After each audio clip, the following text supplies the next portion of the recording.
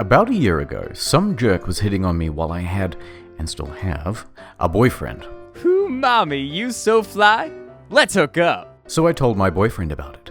Don't worry, girlfriend, I got this covered. I'll handle him. Yo, bro, let me talk to you. Who, me? Yes, my baby is so fearless and so manly.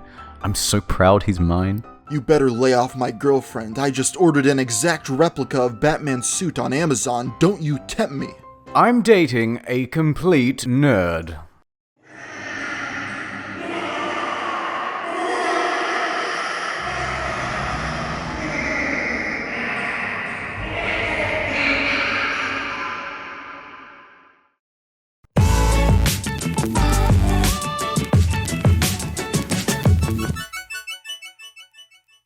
Across the history of mankind, we have always found a way to communicate thoughts, stories, and ideals. And be it the Singapore Stone or the Voynich manuscript, there have been countless examples of the understanding of these systems being lost to time.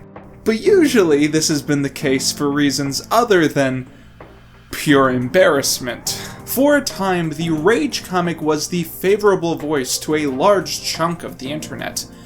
And then one night, it suddenly went from being the most hilarious and relatable thing to ever be created, to being something synonymous with a weak worldview and a pathetic sense of humor. And much like the real-world yearning to understand dead tongues, my fascination with Rage comics comes not just from the bizarre elements of its most basic components, but also from the glimpses that it gives into the lives of people who would have used it to communicate on a day-to-day basis.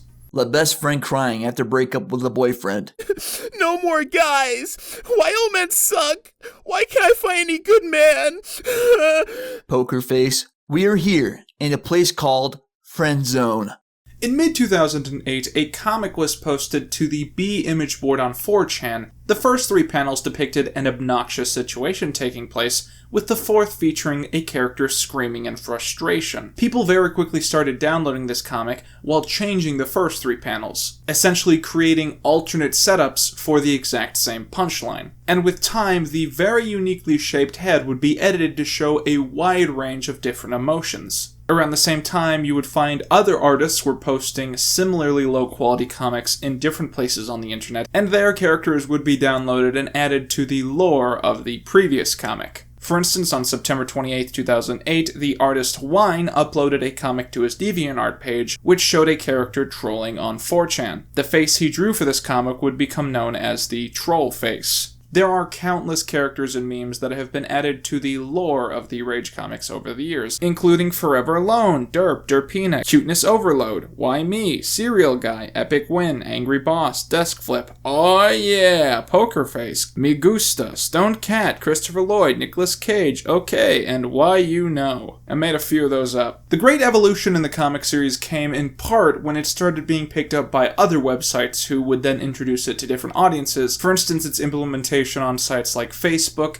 DeviantArt, Reddit, and of course, Icon Has Cheeseburger led to a much wider understanding of the comics, and arguably an audience which was progressively more and more young. As with a lot of casual culture, I find it entirely fascinating how very mundane or bizarre elements would enter into the Rage lexicon. For instance, at one stage, a Redditor decided to make a comic mocking the overreactive nature of the series by introducing a laid-back French character using the same format. Bonjour, I am Jacques from France. In France, we do not rage so vocally. We do it like ladies, in a less sophisticated way. Le fort. An admittedly funny setup and execution. However, bizarrely, this would lead to a snowball effect, where the Rage community would come to view the phrase le as a naturally funny interjection to be used as often as possible. Lemmy, focused, making a new epic Rage comic, tries to save Le file. Le doesn't work and page refreshes, deleting my Rage comic. You see, what they've done here is they've taken something that's kind of recognizably funny and they've imitated the basic concepts of it with absolutely none of the same context. And in a way, that is the perfect way to describe what a rage comic is. It's someone telling a story with no hook and no point, and then shoving in shards of something else to fill in the gaps. Lemmy walking along the hallway in school, when suddenly a girl I've had a crush on for many years comes along. I should totally ask her out. Hey Dirtbag, what's up? Nothing. And she keeps walking. I love you.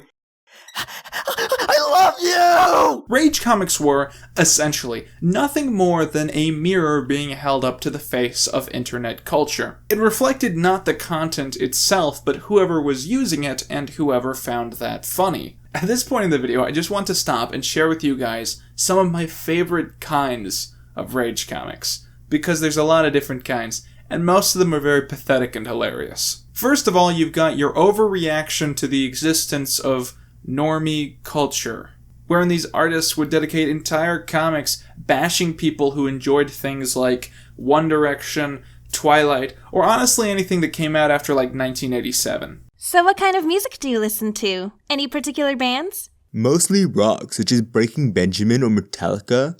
Good, but I'll listen to pretty much anything. What's a Metallica? Wait, are they like a Justin Bieber cover band or something? I'm going to throw you into a wood chipper. Then you had your Forever Alone comics. The pitch of these were usually that women were throwing men into the friend zone, banishing them into some sort of friendship purgatory because they were just too nice and not boyfriend material. In actuality, what had probably happened in almost every case was that women didn't want to date these people because they were the kinds of guys that would make comics about throwing women in wood chippers. Let me see his new message from crush on computer. Le inspection. She called me buddy. Gasp! It appears I have been friend-zoned. And then there's my absolute favorite kind of rage comic. The ones that have no joke and no punchline and are just really sad and use epic meme faces to tell that really, really sad story. Hi babe, what are we gonna do today? Le happy me. Le GF. Actually, we have to talk. Oh. Okay. You know, thinking about us recently, blah blah blah, words that doesn't matter. Poker face. Therefore, I'm breaking up with you. I don't know what to say. Poker face. Don't say anything. Well, I'm leaving now. Bye. Let me, every day for many months after that breakup. 3 years later, let me dating somebody else, when suddenly I see my ex. Why? Why should this hurt so much?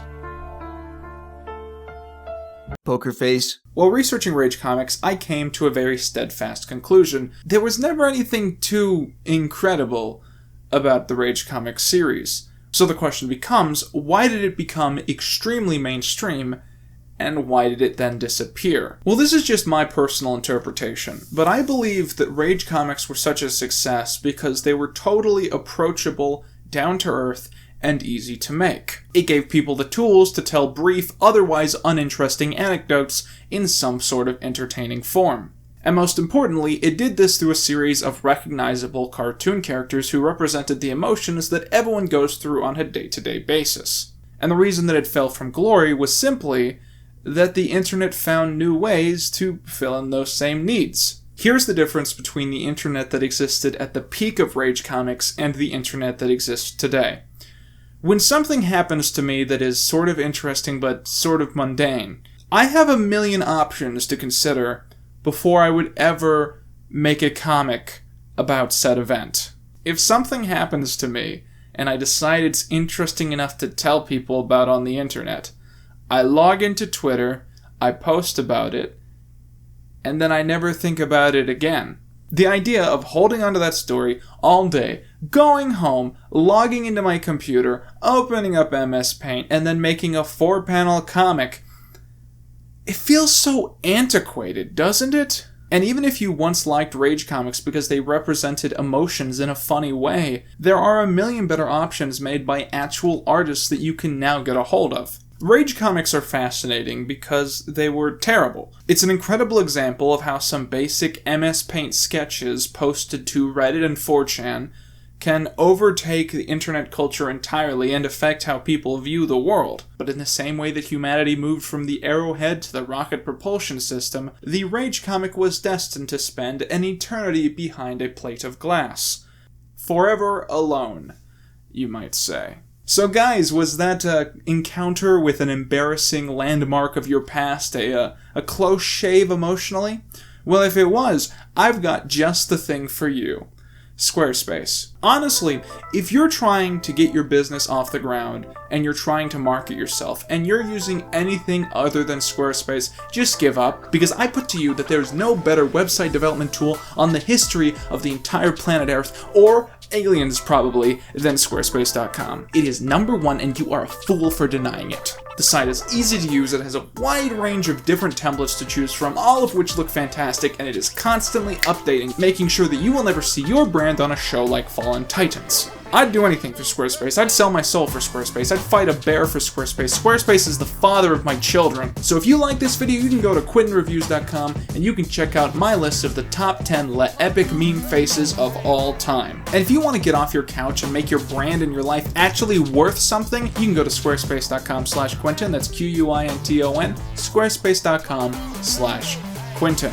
Alright, that's all you need. This is me, my dad half teasing me for watching My Little Pony. Why are you watching gay My Little Pony?